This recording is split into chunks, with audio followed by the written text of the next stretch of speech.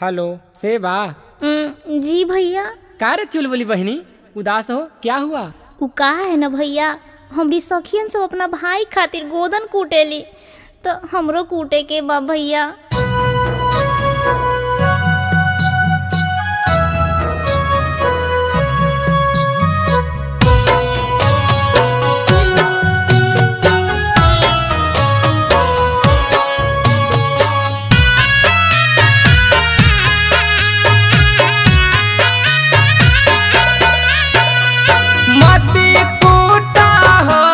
बहिनी भैया लागो धानमा, मती कूटा हो बहिनी भैया लागो धानमा।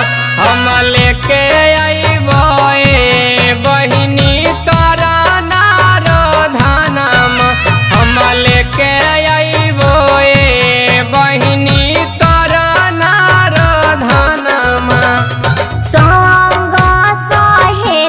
भैया कुटेली गोधनवा, संग सहेली भैया कुटेली गोधनवा।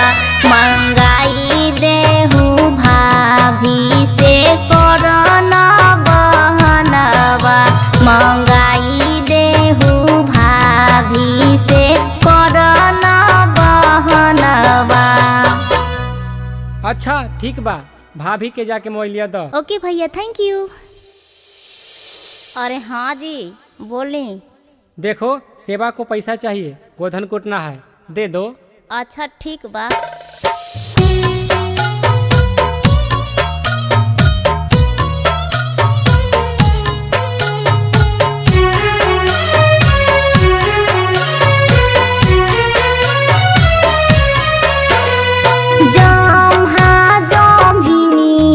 के कुटली जी भैया, जम्हा जम्हिनिया के कुटली जी भैया।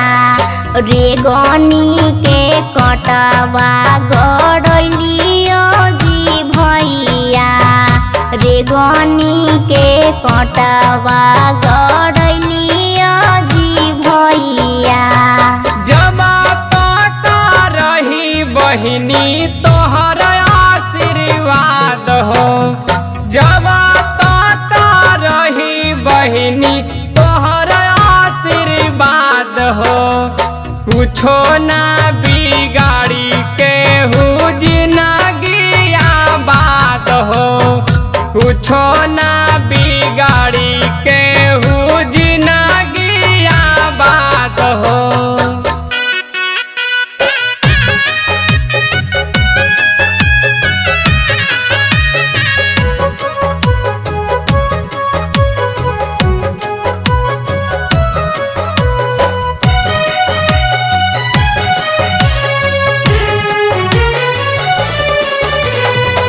सखी संग पूजन कैली, जम्ह जम्हिन के छाती कुटली। सखी संग पूजन कैली, जम्ह जम्हिन के छाती कुटली। ओहे मुहे भैया के जियली सखिया, हम तो भैया जी के दुश्मन के मुँहली सखिया। हम तो भैया जी के दुश्मन के मुँहली सखिया, हम तो भैया जी के दुश्मन के। अरे ए सखी का हो, का करी था? अरे अपन भैया के दुश्मन के छाती पर लाती धर के पार होई थी।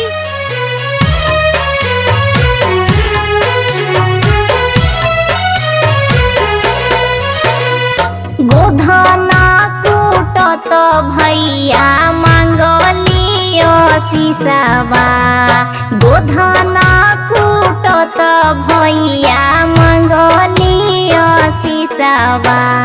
जुगो जियो जी भैया लाख बरिसवा, जुग जुग जिया भैया लाख बरिसवा। हम तक दीर बाला हलिये धान